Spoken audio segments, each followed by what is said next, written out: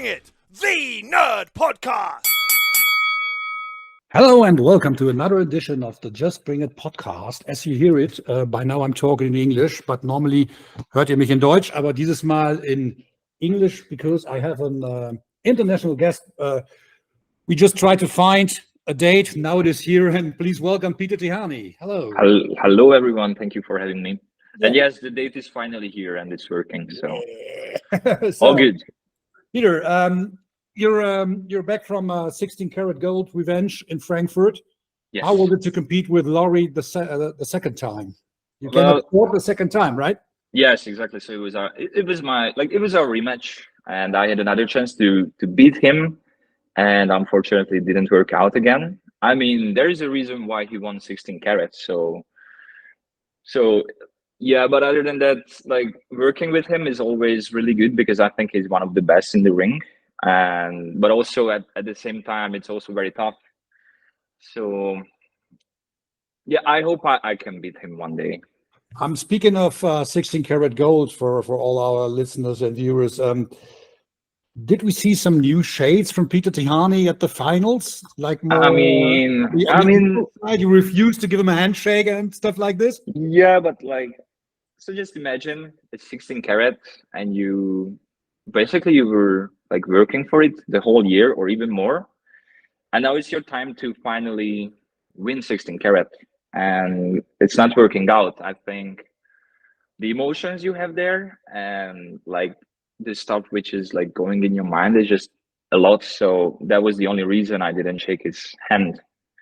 And like about the new, like as you mentioned, the new shades of me. Or new Again, stuff like yeah, that. again, I just really wanted to win 16 karat because I feel like that's something I really want to do, and it was my time, and it didn't work out. So it was just hard, to be honest. So that's why it happened.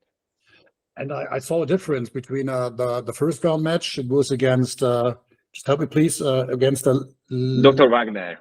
Dr. Wagner Jr. Yes. You came out there like you always came out with hey, I'm here. Yes. And the final, you were just laser focused. Yes, You I was didn't interact focused. with the audience. You just came down the aisle, go in the ring, and bam. Yes, exactly. Because that was the final match.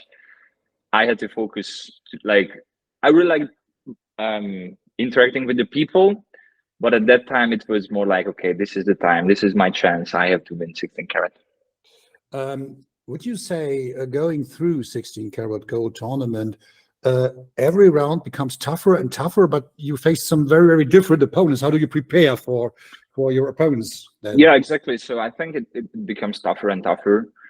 And not just because of your opponents, but if you think about it, you there the whole weekend, you have matches, your body is getting tired, you're getting tired mentally, and also the opponents are getting tougher and tougher because I guess you get closer to the final, you just want it even more and more. So getting prepared is actually pretty hard. You have to give everything you have there in that moment, and that's how you can go through the whole tournament. What would you say was your toughest challenge thus far in this year's 16-karat gold? This year? I mean, I would say every match I had was different. So in their own way, all of them were a new challenge. So for example, the first one against Dr. Wagner, like he's the GHC champion in Noah. So that's already something like, oh, that's the tough first round. And then on the second day, it was OJMO, who is the Revolution Pro champion, and of course for a reason. So like all of them were different. And then I wrestled Egg, which was not new to me because we already had matches. But I think like he just improved so much through the years that it was harder to beat him. And also I had a back injury because of back to the roots. So that also didn't help. So I would say all of them were tough, and all of them were tough for a different reason. Okay. Since you came up short in karat, what's your next goals in the next months to come when you think about your WXW run? Oh, that's a very good question. So actually, I feel like we have. So I have to settle this back injury stuff with Robert. So I would say now he's my new focus. But I also try not to forget that in August there's going to be shortcut to the top, the Rumble match. So winning that would be a really huge opportunity for the title later. So I would say right now is the main title, the WXW title. And it will be, if you will win the main title, this is your first title in WXW, right? Yes, it is. It is. It's my first. So that would be something big to start with.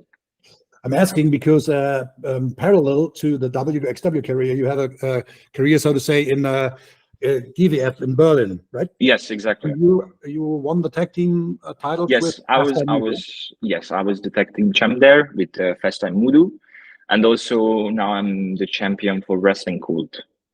The world champion of Wrestling Cult. Yes. And when you compare the different brands, how the difference between WXW and GWF and the GWF? Is there any difference in your style? Is there any difference in your whole acting in the I would say so. GWF is always in Berlin, so I feel like I know the crowd there a little bit more rather than with WXW, because we always have shows in different cities. Of course, you will get used to it after a while because you're going back to Oberhausen and the crowd there is different. You're going to Frankfurt, the crowd there is different. So if you do it more and more, you will get used to it. But other than that, you mentioned Bielefeld. Yeah, Bielefeld, crazy crowd. Yeah, but Bielefeld has a different, so Bielefeld, there's always something. I can explain it later if you want, but like back to the question, I would say my style is not very, so I do what I do everywhere I go because I feel like it's working, and yeah, so I just do my style and that's it. Okay.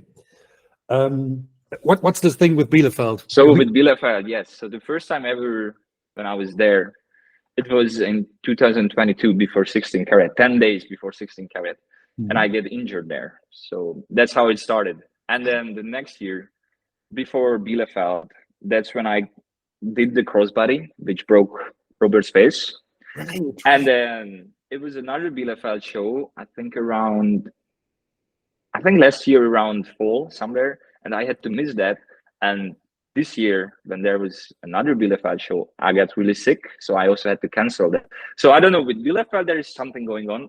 I really want, yeah, exactly. I mean, I don't want to say that because I really want to go back to Bielefeld just to prove that I can do it. But yeah, there was always something. So yes, it's about 30 kilometers from my home. So this is it's not that far from here, but yeah, for some reason we don't have a good relationship with Bielefeld. But I hope it's gonna change. I mean, it has to change. You live in Oberhausen? No, I live in Essen. In Essen? Yes. Okay. Should I look? Speaking of the crossbody you did against Robert, yes. I was there in attendance at ringside, and I told this story in the podcast sometimes, and I had the girlfriend of my son with me, who was first time at a wrestling show, and you did the crossbody, and she said, "Oh my God, he's bleeding! Oh, that's a really good show. How did they do that?" I don't say no. I work in a hospital, so in an anesthesia unit. I say no, there is something wrong. Yes. And did you realize the time you did this? Did you realize on the impact that there was something going wrong? So the thing, that's the thing. So I've done a crossbody before that 100 times, 1,000 times, and also after this. So when I did the crossbody, it was just like another crossbody, nothing crazy. But then I started so I did the crossbody, and then I started kind of ground and pounding Robert, and then I could see some blood. So I was like, okay, probably it's the lips or maybe the nose. And then it started to bleed more and more, and also the blood was really dark. So that's when we were like, okay, probably there's something worse than we expected. And then it just I think you remember how it turned out. So when I hit it and when the landing happened, I felt the same. Nothing new. When I saw the blood, I was like, okay, it can happen because it's wrestling. It can happen. But as soon as we kept going, no animosity between you both. He said, "Oh, you hurt me," in real life. So you're fine with each other. So this is a thing that can happen. Yes, it can happen. It can happen. It was not on purpose. I know that. He knows that. Mhm. And also the next day, we had a show at the WXW Academy where, like, of course, when it happened, even though it was not on purpose, it just feels it feels bad to do this because like he's someone who you're working with at the same company. So of course you don't want to injure the other person. And like this happened. So of course I was in a bad mood because of this. And the next day when we had that show, I was like, okay, I need to hit the crossbody or it's just gonna stick with me forever and I cannot do it anymore. Did So you the next hesitate? day, Did you hesitate on doing it? Did you hesitate on doing a crossbody, or no, did you? no, I was like, I need to do this.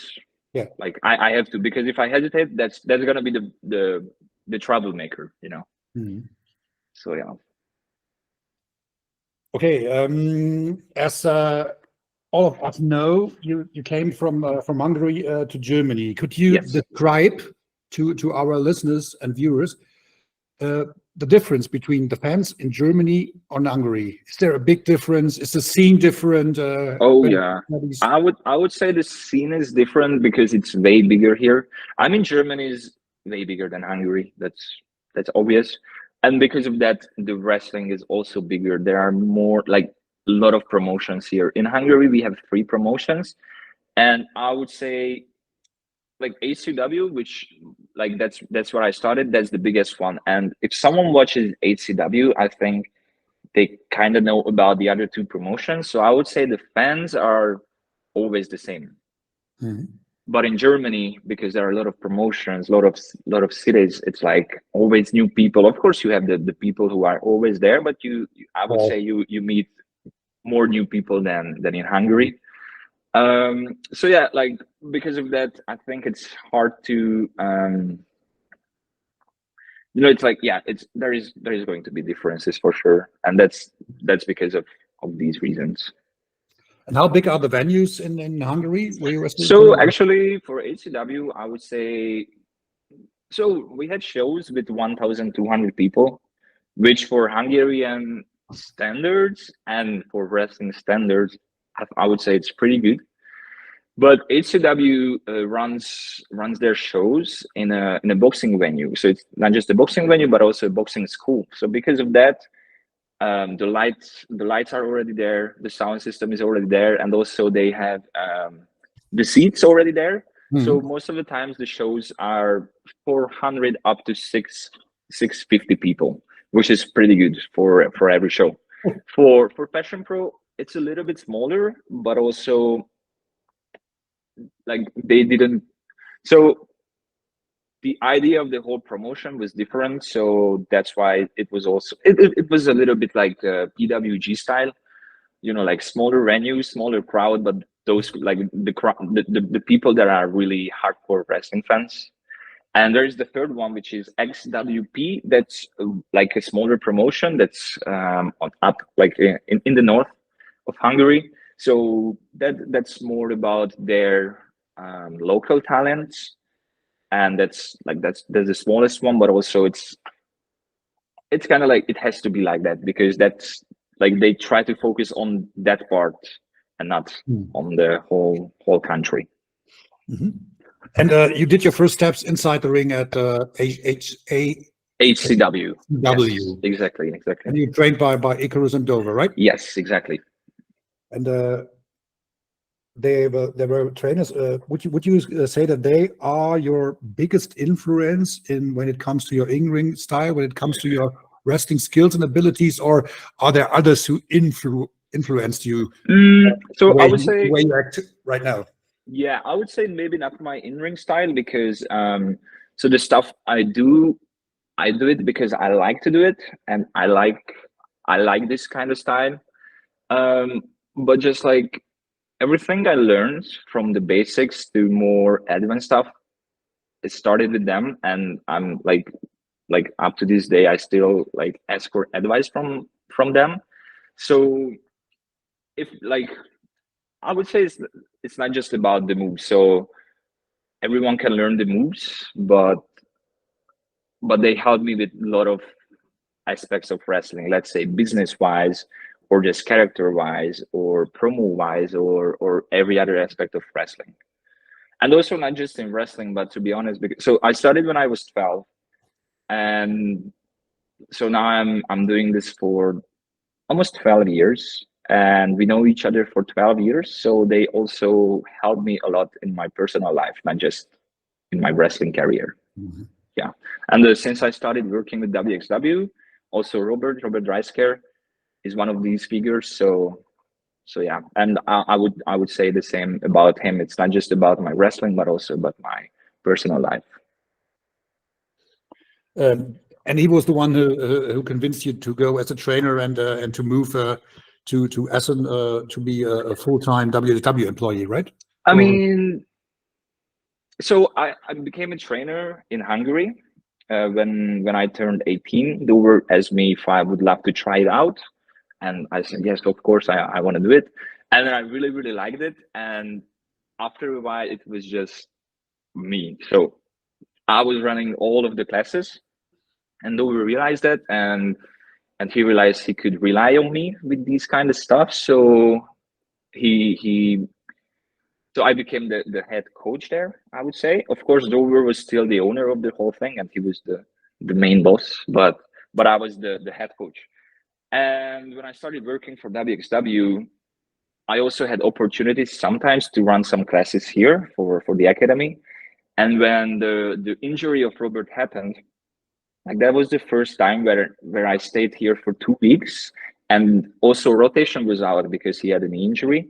So I was the only trainer. So I was running every class. And that was the first time when these talks about moving here and working for WXW full time, that's when it started. So I would say it was not Robert who kind of like pushed me to do it, but he was the person who helped me to achieve it. Mhm. Yeah. She also moved with you because she is right now a camera operator for WXW and do some of the video editing, right? Yes, exactly. My sisters also moved up. So I moved in June, and she moved in September. So just 3 months apart. Yeah. Did you miss your hometown, or did you miss Hungary very much, or? So sometimes it's easier, sometimes it's harder, to be honest.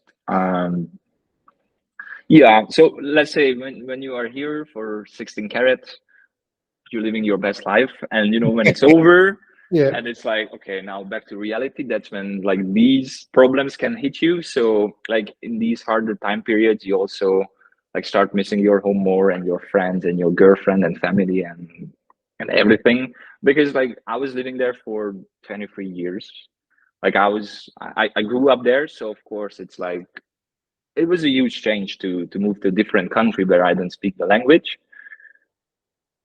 I can understand more and more, but still, Try to make your answer in German. So feel free. Oh no! Like speaking is really hard. Understanding is a little bit not easier, but I get used to it more and more. Let me say that. Not forcing you. Not forcing you. Yeah. So I would say, of course, I miss Hungary. Sometimes I really miss Hungary. Sometimes a little bit less. So it really depends. Yeah. Living your personal life in Hungary and living your personal life in Germany, is there a big difference? Is there a big difference in the public and the people you meet in the streets and the food and the culture? What's a big difference between Germany? Yeah. So since I'm here, I feel like I'm more alone, and I'm more to myself. When I was in Hungary, like when I used to live there, I was always like everywhere with the friends, meeting new people, like going to new places. And since I moved here, like everything is, in the beginning especially, it was really new. Like, okay, where do I have to go to, I don't know, buy my groceries? Where do I have to go to, I don't know, if I want to have a party or whatever. But it's also like, I also started, I don't know how, like I was always focusing on my wrestling career a lot, but since I'm doing this full time and I have a contract, it's even more, I would say. So if I have the time just to take some days off to rest, I would rather keep it that way rather than going out somewhere. So I don't know, I do a 16 karat weekend, and then I have 2 or 3 free days. Then I would spend it to recover. I don't know, clean up my flat and just doing my personal life, but not like going out, having parties, meeting new people, whatever. And also, I feel like it's a little bit hard here, but other than that, it's all good. Okay. And we mentioned earlier that you work as a trainer for 𝗙𝗚𝗓𝗓, Yes. and you have, as I reckon, you have 3 coaches. You have Robert, you have Tihanyi, and you have the rotation. Yes, exactly. Is there a difference between what each and every one of you teaches the class? Is there some one teacher for maybe basic stuff, the other one for promo stuff, the other one for character builder? How do you fit in one each other in the courses? Yeah, so exactly, and I think that's why it's good that so there are 3 trainers, and all of them are a little bit different, and they teach different stuff. So, for example, Robert is doing the advanced classes and also the tape studies and the promo classes. I'm running intermediate and core classes, which is the beginners, and also 1 kids class. So, like, for the beginners, you need to like teach the basics, how to use the ring, how to use the ropes, how to take bumps, how to like do the basic techniques. Also, rotation is doing the same, but he also really likes to do and teach lucha stuff for them. So I think that's why it's good that the 3 trainers are different styles, and they teaching you different styles. Yeah. As you mentioned, you are teaching a kids class, and what about the kids class? How young are the kids? And so I think the youngest one now is 6. 6? Yes, 6, 7, 8. That's we all like, yeah, but I would say normally it's around 10 or 11, 12. I would say, yeah, that's the main. Yeah, but the youngest one is 6, and he's actually pretty good. So a really big difference between teaching adults and teaching kids? Are kids more like a sponge who soak all the? Yes, exactly. And also for kids, if you show kids new movements, I think they can adapt it easier, and they can learn it easier. For adults so let's say there is a guy, 25 years old, and he never really did a lot of sports. I think it's gonna be a little bit harder for him to learn some movements, just because when you are on own experience, I can say on experience. I tried judo when I was 43 years old. I'm now almost 51 years old. I tried it, and I was always afraid on falling. Yeah, I was always afraid on rolling and falling. Yeah, backwards. Okay, but when it goes to head first, it was always start. Yeah, exactly. But when you are a kid, you're just moving around a lot, and anyway. You're falling, you climb trees, you always go outside, and because of that, like, to learn these movements, I think it's a little bit easier. I mean, not a little bit, way easier. And when it comes to kids, as I'm a father of 3 kids also, yes.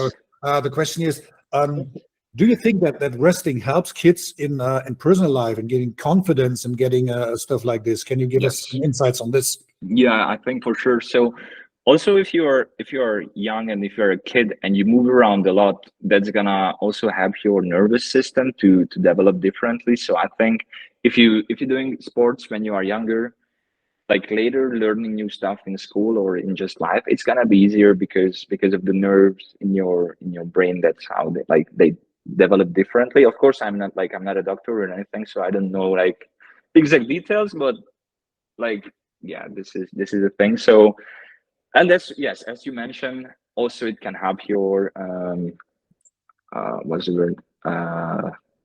Confidence. Yeah, confidence. That's it. Yes, and it can help a lot. So also just like moving, like doing sports is a healthy thing. So even if you're not going to be a wrestler for some reason, just because you did wrestling and you like did some kind of sport activity when you were younger, I think it's gonna help you a lot.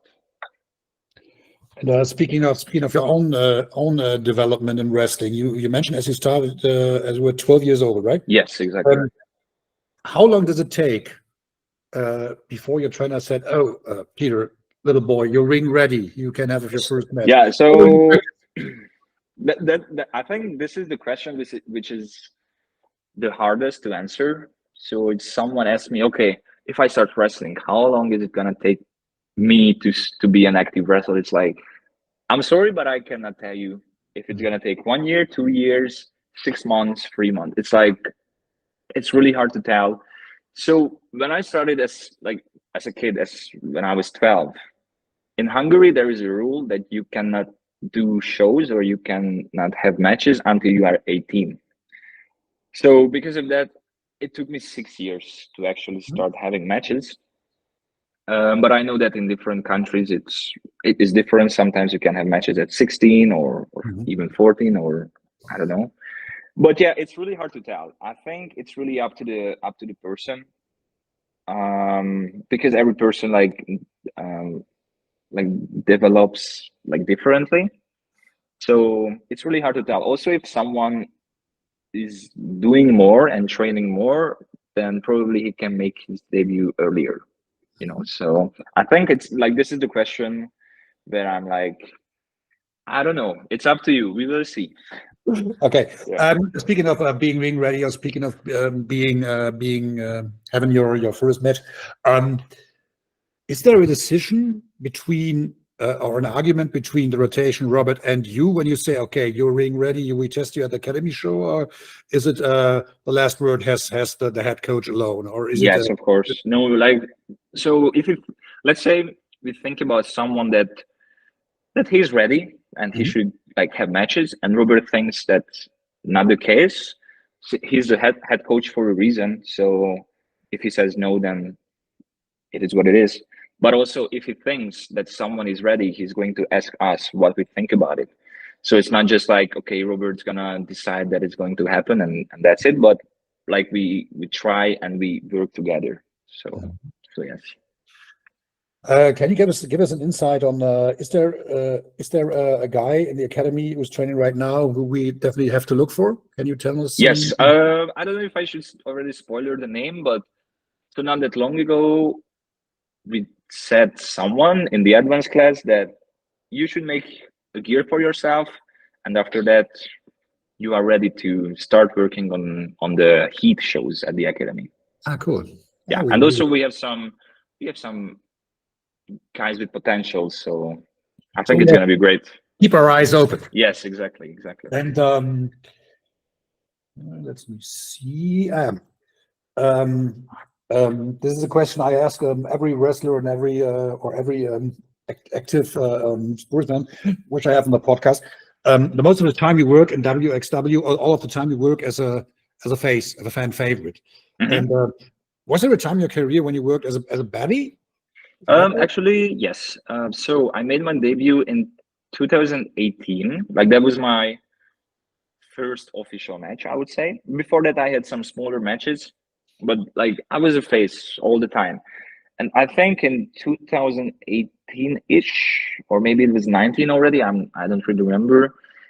We had a storyline in HCW with my friends who just also made their debut, and we were the new generation, 5 young guys who we were the new blood there, and we wanted to kind of take over the promotion and whatever.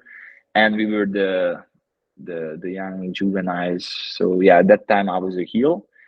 After that, I turned face, and I would say most of the times when I was in a promotion, I worked as a face. I think since 2019, I worked as a heel maybe 5, 6, less than 10 times, let's say that. Which for 5 years, I think it's not that many. Most of wrestlers who I speak to tell me that being a heel is easier than being a face. Would you agree on this? I don't know. I don't think so, because so the thing is, first I have to experience it more to actually say yes or no. But now I would say it's not easier, because you have to make the face look good and you have to take more bumps. So I don't think it's easier, let me say. I think being a good face and being a good heel is both of them are really hard. Okay. Yeah. Let me come to some short question. We talked about your first match. Did you have any match in your career who you say, there I was on my peak, there I was completely satisfied with myself when you went off stage? I would Who say, so even though I didn't win the 16 karat final, what we did with 𝗙𝗚𝗓𝗓, I think that was pretty good. Yes. Also, I would say last year at the Tag Team Festival against X-Men, the best of 5 series final, and also I won there, so I think that's a plus. It was the main event on that day for a reason. So yeah, exactly. very, very good. And it was long. It was 27 minutes, which is a long fight. This is the kind of art in a long wrestling match. You say, look, 27 minutes, but I looked at the bell ring. You both doing your stuff, and you win. I don't realize that there were 27 minutes. That's good. In German, we have a nice word. It's kurzweilig. It's short, and you really enjoying it. So okay, that's good. That's good. Yeah, and also sometimes I would say it's the same for us. Sometimes we feel like we were in the ring for a long time, and then it turns out it was not that long, or also the other way around. So so I would say I would say the Lawrence Roman match, the X-Men match. I think last year's 16 karat with Akira, also Trey Miguel. Also before that, Mike Bailey at Tag Team Festival and Jonathan Gresham. These are which are like just popping into mind. And the Lawrence Roman match, as you mentioned, in the 16 karat. I get some memories of one of my favorite WrestleMania matches. I got some Bret Hart and Austin vibes. All right, that's nice. That's nice to hear. Because the fan favorite going in the match turned out a little bit heelish, and the bad guy turned out to be a fan favorite because there are so many little details in the end, in the beginning.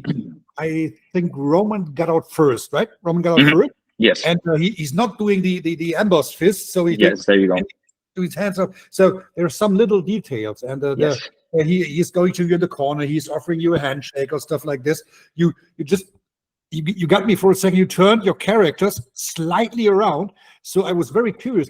How did this work out? And so I don't know for whom do I cheer. So this was it was the same when I watched as a young kid when I watched Austin Hart. Huh? Yes, you know what I mean. The double turn. Right? Exactly, and also the 16 karat weekend, there were a lot of matches, a lot of wrestlers, a lot of shows. So, and before us, it was a really spectacular lucha match. So, if we go into the final to do a cool match, it can happen. But it's like, okay, there was a match, and that's it. But if we can do something and play around with the emotions and with the story, I think that's why the people are gonna remember it. And even they've seen a lot of stuff before us. Crazy shooting star press to the outside, probably Canadian destroyers, I don't know. But the crazy moves. And then when we did our match, I think the emotions were so big that everyone could feel it. And that's why it was different. And that's why people remember it more rather than just doing cool moves.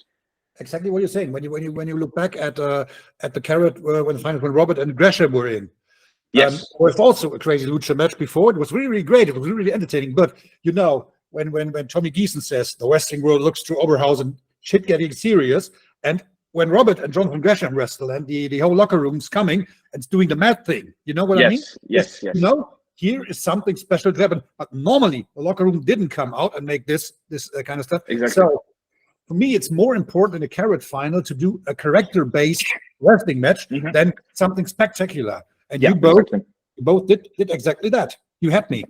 I was on the edge of my seat saying, "Who's going to win? It's going to win. Is Tihanyi going to make it? Is Roman going to make it?" Yeah. So I don't know. This is the cool thing when you say that when you sit there as an audience and you don't know who should I cheer. Yeah, exactly. And also when I watched it back. There were they showed the crowd and the people, like I could see the people, like the faces they made, they were like shocked, they were surprised, some of them were crying, some of them were happy. So like that's what I felt like, okay, we did something great there. Yeah, really. Yeah. When we come to your awards, wrestling matches of the year, we in Europe, we have this in mind, right? Talking about matches, is there a dream opponent you have? Who you gonna wrestle? Whole world, if it's nothing is impossible. Is there any wrestler in the whole world you want to wrestle? That's really hard because big three wrestlers. Oh, three. Oh, so I can say anyone, right? Yeah, you can say anyone. Okay. So John Cena, he's my childhood hero. I need to, yes, exactly. I need, like, that would be something. That would be crazy. But so I was Gunther. Sorry, that's his name. I would really love to wrestle him because I really like his style. Never wrestled before? No, never. So when I started to wrestle more in Europe, I think he was already working for NXT UK. So we never. Yeah. So I think we met a couple of times, but never in the ring. So working him would be awesome. And for the last one, that's really hard. I would say someone from Japan for sure. Some big Japanese name, because I was a huge Japanese wrestling fan in 2019. So just to fulfill that dream would be nice. So someone from Japan. I just see you competing against Katsuyori Shibata. Yeah, for example, there you go. That's a good pick. Yeah, I would love that for sure. And do you have, speaking of dream opponents, do you have a Mount Rushmore of wrestling? Oh, Mount Rushmore. Actually, I'm pretty bad with these questions, because when someone asks me something like, Und da ist kurz weg.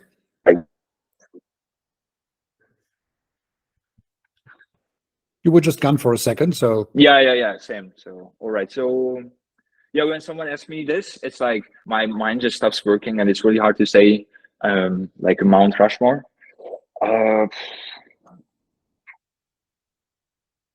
I don't know. That's a hard question, to be honest. I don't know. I have some wrestlers who I really liked when I was a kid, or just like I really like their style, but to like pick four, maybe that would be really hard. And we're already getting slightly to the end, but I have some short questions, as I say. Yes. And besides wrestling, how does Peter Tihanyi spend his spare time when he doesn't has his mind in wrestling? Oh, that's hard. When I don't have my mind in wrestling, that's even though if I'm not in the ring or training, I feel like my mind is always like thinking about wrestling. So sometimes I need to tell myself, slow down your mind, and you need to relax a little bit. So for example, when I go back to Hungary, that's when I could really like rest, I would say, being with my friends, going to a spa just to relax my body, getting a massage, but that's rare. I would say I would rather go to a spa. So yeah, being with friends, I don't know, going to concerts, I really like to do that also. It's actually, in Germany there are a lot of good concerts, but most of the times I'm booked somewhere, so I'm missing out a lot. What's your favorite music, by the way? Sorry? What would you like to hear from some? So my favorite band is Bring Me the Horizon. I don't know if you know them. Yes, so they are my favorite. So I'm a really big metal fan. I also really like hip hop and reggae music lately. Like when I used to do BJJ, and that's when the reggae, like that's when I started to like reggae music. So I would say hip hop, metal, and reggae is my style. Parkway Drive, by the way, Parkway Drive, yes. One of my favorite bands. Yeah, I've seen them once for sure, but maybe twice. I saw them in Dortmund in 2022. Oh, nice. Fire. Yeah, they are really good. So yeah. Other than that, I like video games. So What's your sorry. Same question. Favorite Video game? Yeah. I would say the Spider-Man games. I really like them. I also really like Spider-Man. So like that's my favorite Marvel movie ever. So I guess that's why I like the game. The one as with well. Tobey Maguire. Yes, exactly. The OG. I mean, I like most of them, but yeah, if I have to choose one, it's the Tobey Maguire one. And also, I really like the Into the Spider-Verse series with Miles Morales. I think that's also pretty good. Also, back to the games, I'm a really huge like I used to do skateboarding as well, and I really like the culture of skateboarding. So I'm a really huge Tony Hawk pro skater fan. I think I finished that game more than I should say. So yeah. But for me, it's fantasy games. I played on my PS5 the new Baldur's Gate game over and over again. Yeah. Really love fantasy games. So yeah. And let me say we will come to the last question. But is there any goals for the future? Do you if NXT Europe comes? Yes. If they knock on your door? Yes, I'm gonna open it. You're gonna open it? Of course. Yes. That would be something which. So right now, as I'm sitting here, living in Germany, being 24, that would be the best option. Later, working for WWE full time, like that's my that's my end goal. That's my main goal. So, but yeah, if like right now NXT Europe would be amazing. Yes. Okay. But I hope we have you for a few more years. Yeah. I still have to learn a lot, so I think I'm gonna be here. Is there anything you would like to say to our viewers and listeners, to your German fans right now? So I'll give you the platform, and you can say some wishes or greetings or stuff like that. Yeah, nothing crazy, but just like being in Germany and like being around the German fans and working for German promotions, it is awesome. So I just want to say thank you for everyone for having me here and like supporting me through my journey and doing podcasts with me, or just like sending me messages, buying my merch. So every small support is just like, I'm just really grateful for it. So danke schön. Sehr gerne. Sehr gerne. There you go. So, nice. So, und wenn ihr das jetzt gehört habt, es würde mich freuen, wenn ihr ein Like da lasst, kommentiert, und I just have to say thank you, Peter Tihanyi, for this Thank you too. little kurzweilige Unterhaltung, Conversation, und wir hören uns bald wieder auf diesem Kanal, und das war's. Bis dahin. Tschüss. Tschüss.